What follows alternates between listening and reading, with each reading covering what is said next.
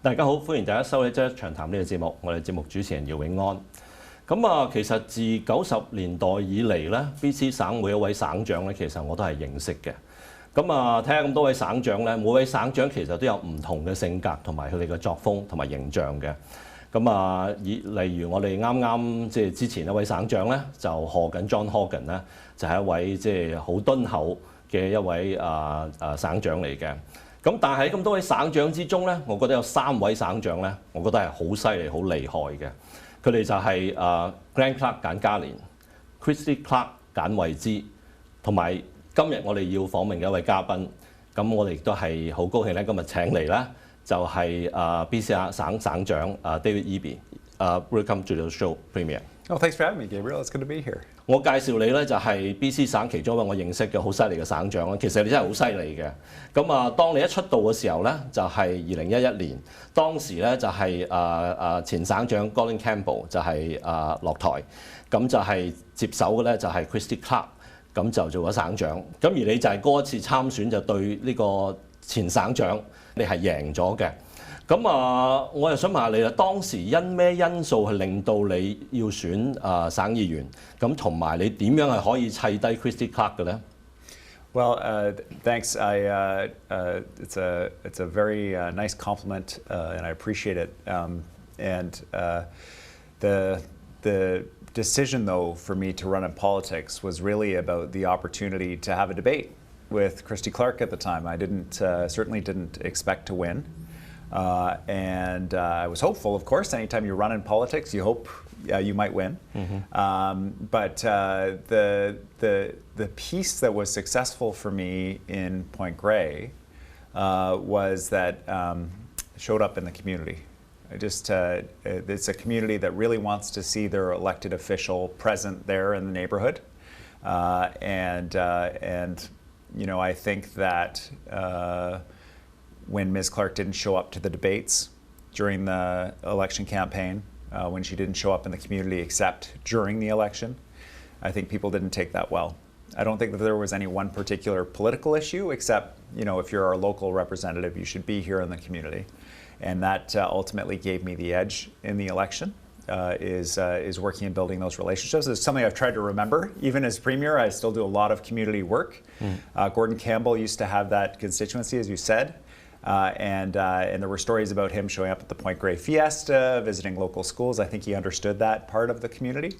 And I know that's really important as well. So I keep trying to show up as often as I can in the neighborhood. I was at UBC last night at the 30th anniversary of the UBC Longhouse, which is a First Nations student facility there on campus. So being at those community events is very important. Talking to community members is very important. And it's still important for me, even though I have this different job now as Premier. 加拿大啱啱就係經歷過一個大流行，而呢個大流行咧就全世界都係嘅，保守黨嘅黨領咧就甚至話加拿大係已經 broken 啦，係已經打爛咗㗎啦嚇。而事實上我哋睇到呢個大流行咧係對我哋 BC 省嘅社會係有好大嘅影響，同埋仲有就係話即係。影響就唔單止係人民嘅生活啦，甚至乎係政府嘅運作啊、開支啊、醫療啊等等都係有影響嘅。咁可唔可以同我講下，你覺得呢個大流行對我哋嘅社會影響係點樣咧？ I think that coming out of the pandemic in British Columbia, some long-standing challenges we've had became even more serious. And so when I think about concerns about public safety and mental health and addiction, after the pandemic, those issues were much more visible in cities, not just in British Columbia, but across the country. And similarly, strains on our healthcare system. We have a quickly growing population, we have an aging population, and a lot of healthcare professionals took the decision to retire. And so there were huge strains on our healthcare system too. So the pandemic really amplified some of those trends, and that's why they're the focus of our government's work to respond to these issues. But BC and British Columbians have a great sense of optimism right now, despite all of those challenges, and rightly so. We had the best economic recovery coming out of the pandemic. One of the reasons for that was women returning to the workforce in much larger numbers than any other province in Canada, and likely due to our childcare program. Wages for women in particular are growing at the fastest rate in Canada. We have one of the lowest unemployment rates. We've almost doubled our international trade in the last 5 years under our government, and we set a record for international trade last year. So economically, lots of good things happening, lots of jobs and opportunity. People are moving here for those opportunities. But the strains from the pandemic need to be addressed, and perhaps that's an area of agreement across political parties. In our healthcare system, making sure people get the care they need when they need it, that they get access to a family doctor. And we have a new agreement with the family doctors that's brought almost 500 new family doctors back into the system. And internationally trained nurses, getting them into the system to bring off some of the strain around our hospitals, building new hospitals across the province. On public safety, new teams of police and prosecutors working to address prolific offenders in community. Significant new investments in mental health and addiction for people living outside, struggling with addiction and mental health, to get them the care they need. So we do need to address those issues, but the system actually worked in British Columbia around the pandemic. I think we can look back and be proud of how the system worked, not broken, but it actually resulted in us having the strongest recovery from the pandemic, some of the lowest death rates in the world for a jurisdiction our size, and keeping vital services like schools open and businesses open through the pandemic when other places had to close them. 咁就你舊年10月咧就成為省長啦。咁就對於大家都有個意外咧，就你馬上就係展開咗一個宣佈，就係100日行動。咁你100日行動咧就係即係會有好多嘢做嘅，包括就係處理呢個可負擔房屋啊、醫療啊、環境啊。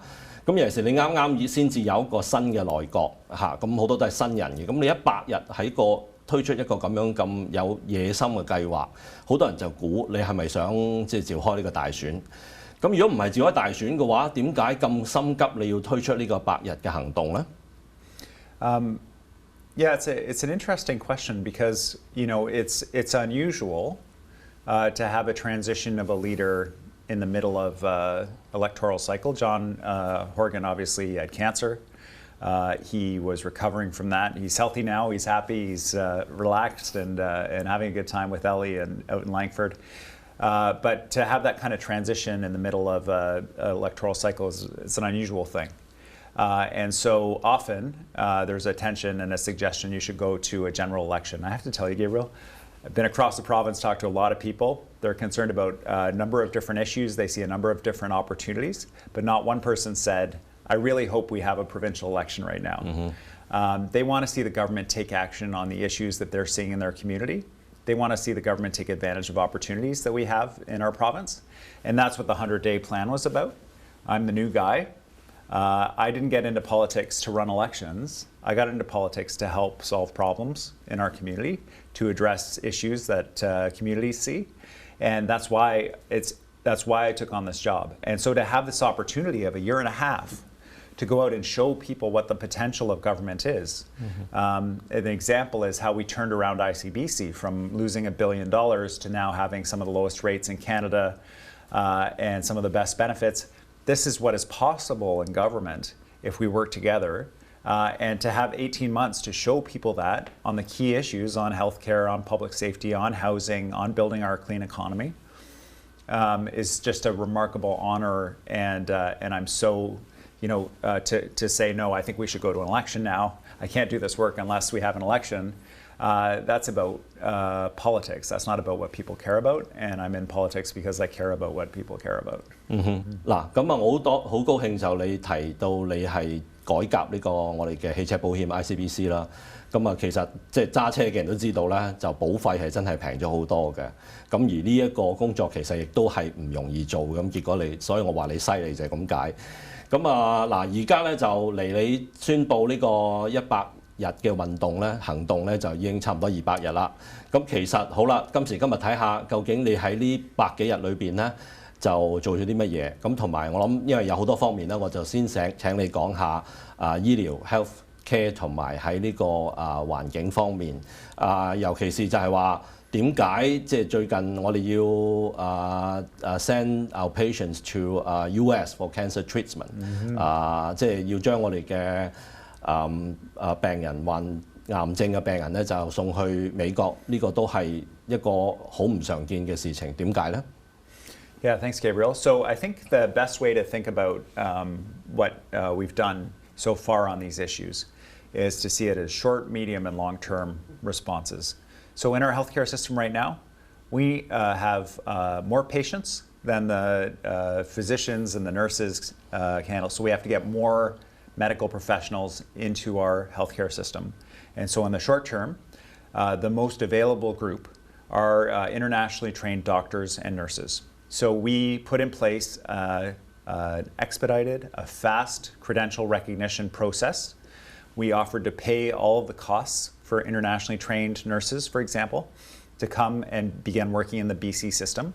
We're leading the country in recruitment of these nurses. We have almost 3,000 nurses that have agreed to work in British Columbia that are participating in this program that are coming into our healthcare system.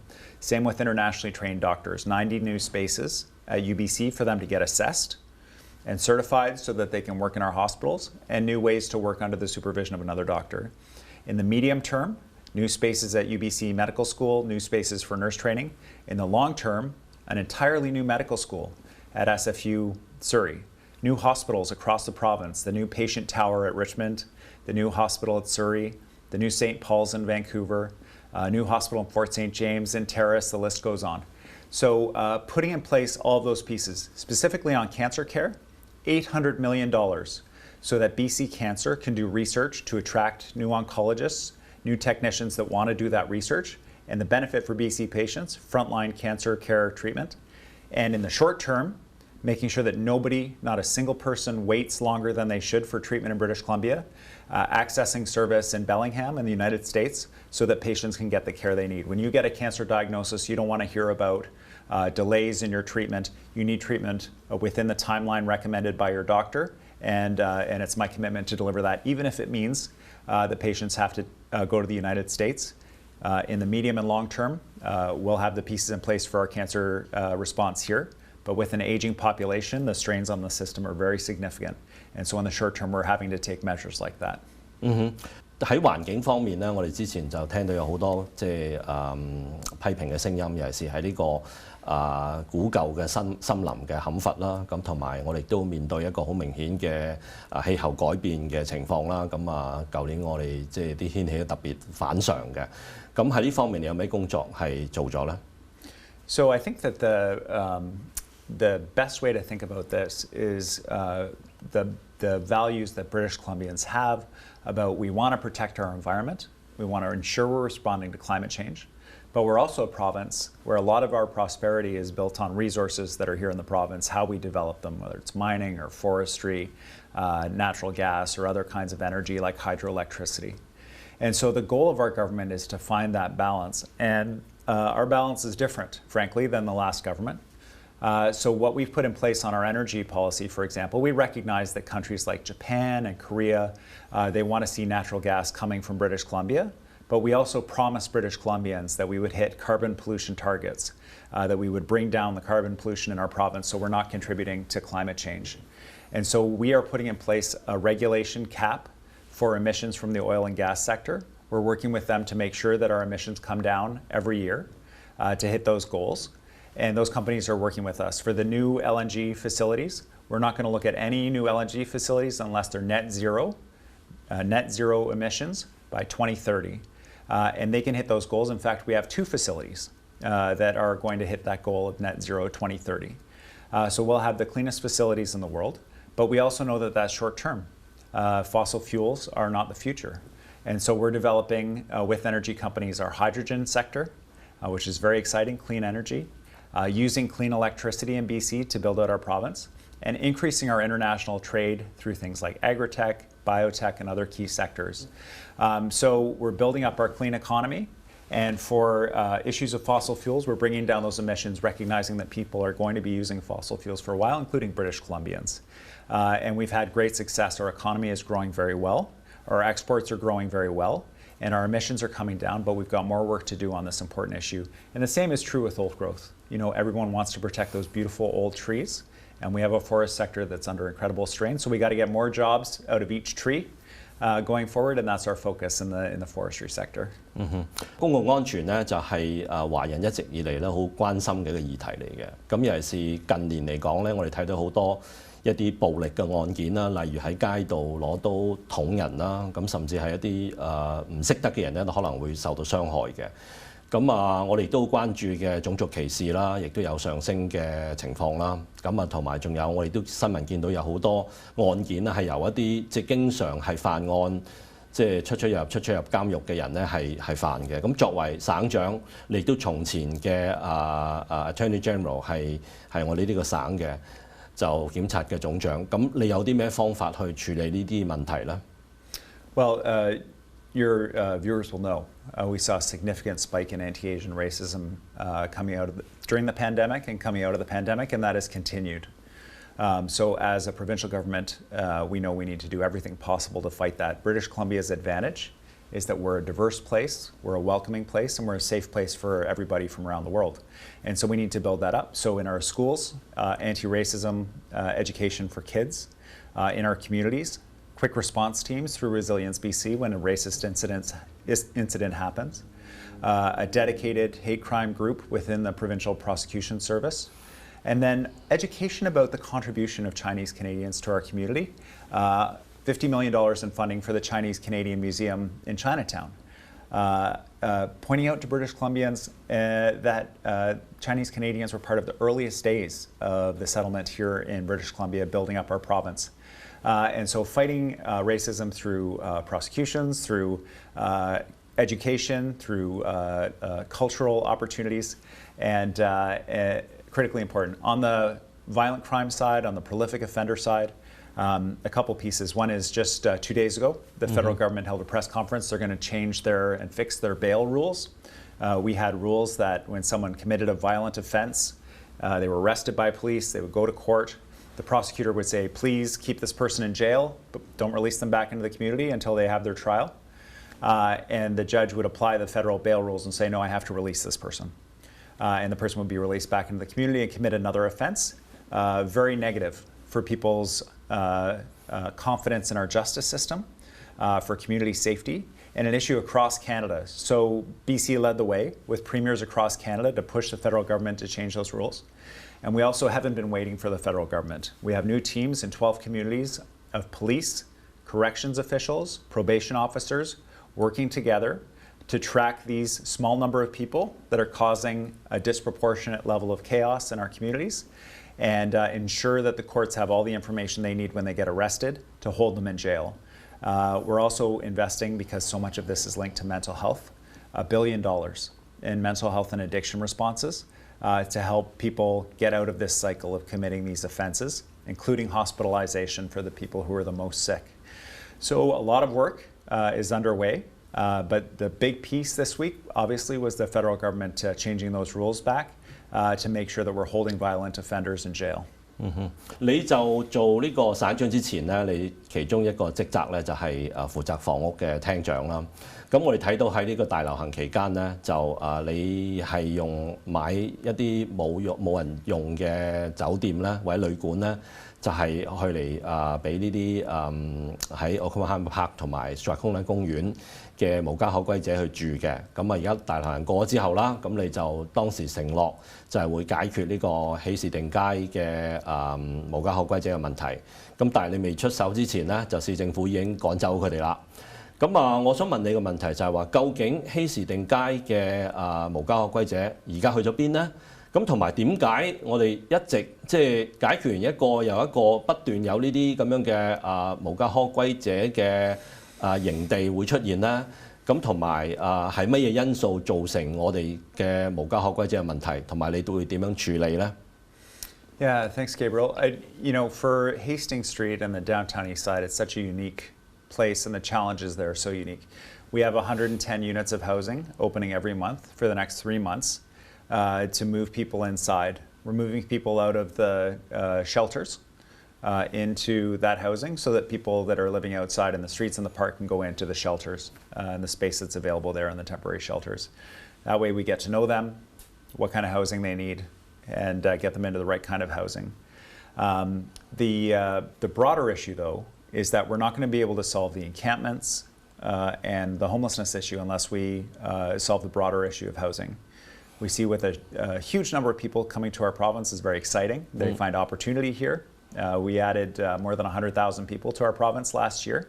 We set a record. We're going to set another record this year for people coming from other provinces and other countries. We need lots more housing because without it, with this population growth, everyone's looking at the house they'd like to rent, but it's not available, or they'd like to buy, but it's not available. Everybody's moving down a level, and they're renting or buying something a little bit below what they wanted, all the way down, and there are people falling out of the bottom of the housing market, ending up homeless, living outside. So we're working with cities. We're setting targets for cities for building housing to meet population growth, especially cities that haven't seen the housing growth that other cities have seen, to make sure that they're hitting targets. Housing is like essential infrastructure. It's like our pipes, like the wires. Without housing, businesses can't thrive, our province can't grow. In the fall, we'll be introducing new legislation to make it easier to build multifamily, small multifamily homes across the province, to legalize suites for people to rent, and also to address short-term rentals. A lot of long-term rental spaces have been turned into short-term rental spaces, which means that people can't find a place to rent. We're building a lot of student housing for people to get people out of the rental market. We have a comprehensive housing strategy. It's not just for the poorest of the poor anymore. Now we're moving into building housing for people with decent incomes, to make sure that that housing is available because our province is growing so quickly, and it's quite an urgent situation. 你頭先其實都答咗我本來問你另一條問題㗎啦，就係即係呢個我哋房屋嘅問題咧，就唔單止係無家可歸者嘅，有好多而家有瓦遮頭嘅朋友咧，亦都面對好大嘅困難。咁尤其是即係而家租金咁貴啦，呢房屋嘅價錢亦都好高啦。咁佢哋隨時可能因為職業啊或者失業或者因為任何因素咧，根本上唔能夠負擔嘅。咁其實你都答咗我呢方面，你政府會做啲咩㗎啦？咁我知道咧，就你嚟緊咧就係會出訪嘅，帶呢個商貿團出訪嘅。可唔可以同我講下呢一個出訪嘅工作，同埋仲有去邊啲國家咧？ Yeah, thanks, Gabriel. I think a lot of British Columbians looking around at what's happening around the world right now feel a lot of anxiety about these global tensions and what are they going to mean for the economy, what are they going to mean for jobs and opportunity here in British Columbia for them and their families. And that's everything from the United States and their current approach to world politics and what happens if Donald Trump is reelected and all these kinds of questions. The war between Russia and Ukraine, war in Europe for the first time in a generation, and just a feeling of uncertainty. I think that our strength and our ability to respond to these crises will be through having relationships with countries around the world and deepening our relationships with some of our trading partners that have that opportunity. So I'll be visiting Japan and Korea and Singapore on this trip to deepen those trade relationships with those countries. They are countries that provide a significant opportunity for us. So Japan, they're particularly interested in hydrogen produced in British Columbia around energy resources here, wood products from British Columbia, agricultural products, and fish. From British Columbia, lots of great opportunities for us there. In Korea, we have, again, lots of energy partnerships, but there's also a significant cultural trade between our two countries. And the animation sector, for example, there are a lot of Korean companies that operate here.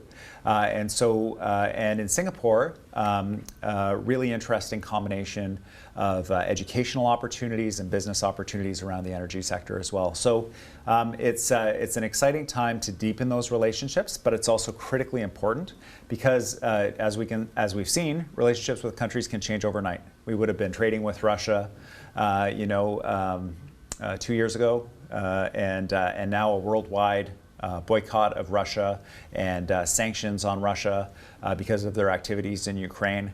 It can happen so quickly.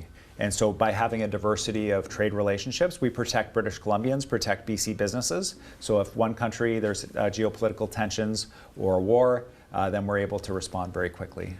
嗱，最後一條問題，我想問你咧，就係溫哥華嘅唐人街啦。咁唐人街其實過去呢幾年咧，都係面對好大嘅困難嘅。即使喺疫情之前咧，都係好艱難㗎啦。咁啊，但係另一方面咧，我哋都對你哋新民主黨政府係有期待嘅，因為如果睇翻我哋嘅歷史咧，就70年代新民主黨執政 Dave Barrett 嘅時候咧，係幫手協助資助建造呢個中華文化中心嘅。咁90年代你哋執政嘅時候咧，就譬如話唐人街個大停車場啊，裏邊個商場同埋個辦公室嘅地方咧，都係即係新民主黨建造嘅。咁啊，另外仲有呢個 Block 17啦，其實就係中橋互助會個總部啊、中華樓啊、華埠商會嗰個會址啊，同埋上海行咧，其實都係新民主黨當時係去建造嘅。咁而我知道咧，就千禧門嘅經費亦都係新民主黨政府當時批出嚟嘅。好啦，咁而家新民主黨再執政咗啲時間啦。咁我哋對你哋政府可以有啲咩期望係幫到唐人街？同埋你會有啲咩方法係協助唐人街振興嘅咧？ Yeah, it's a proud history, and happily I can tell you that it's a history that's continuing. Chinatown is such a remarkable place. It's a living community, but also it's a place of remarkable history for Vancouver, for British Columbia, and for Canada, and it's a point of pride for all of us. Everyone wants to see Chinatown succeed. Obviously it was hit hard by the pandemic. The cruise ships not coming, tourists not coming, foot traffic down in the downtown core as people worked from home. The struggles in the downtown east side right next door coming into Chinatown. So they have needed help. And certainly everybody is stepping up in a really positive way. It's very exciting. So at the city government level, we've seen them increasing cleaning in the community and increasing outreach. At the federal government level, we've seen the federal government come in with some financial resources. For the provincial government, I was in Chinatown just a couple weeks ago, just last week, time flies, and announcing $2 million in funding from the provincial government for improvements at the Chinese Cultural Center, which you were talking about Dave Barrett's support. For improvements to the historic neon signs in the community, improved lighting in the community, something the merchants have been asking for. And that's just part of our work there. We're also supporting almost $50 million for the Chinese Canadian Museum project. I was meeting with Grace Wong. She's very excited about where the project is. That opening is going to be huge. It's not just an education for British Columbians and for people across Canada and tourists about the contributions of the Chinese Canadian community. It's also going to be a draw to people to visit Chinatown for the businesses down there as well. I was also visiting with Carol Lee with the Chinatown Foundation and touring their building on Hastings Street, where they're going to be providing lower cost housing and medical support through Vancouver Coastal Health, and the recognition of leaders in the Chinese community like Carol and the Chinatown Foundation that support of the downtown east side and making sure that that neighborhood is healthier is a benefit for Chinatown as well. It was great to see we're supporting that project as well financially at the provincial government level. So there are lots of different ways we're helping, and there's more to do. The nice thing about when I was down there last week is people say it's starting to show results. We're seeing people come back. There's more activity in the streets. It feels better down here. And it's a really exciting time to see the community. It's a very resilient community. They've seen big struggles historically. And to see the community recover from the pandemic is a really positive thing. Yeah, thank you coming to our show. Yeah, thanks for having me, Gabriel. Yeah. 嗱，咁啊，即係我開頭介紹嘅時候咧，就話 BC 省嘅省長而家呢一位咧真係好犀利咧。咁其實大家睇到佢即係上任唔夠200日咧，其實已經做咗好多工作㗎啦。咁啊，今日大家除咗睇呢個題目之外咧，如果再想翻睇咧，其實我哋喺 YouTube 咧亦都係有一個頻道咧，係可以睇翻呢一集同埋以往嘅所有周一長談呢個節目嘅錄影嘅。咁啊，今日時間到呢度，下個禮拜另一個話題同大家繼續再見，拜拜。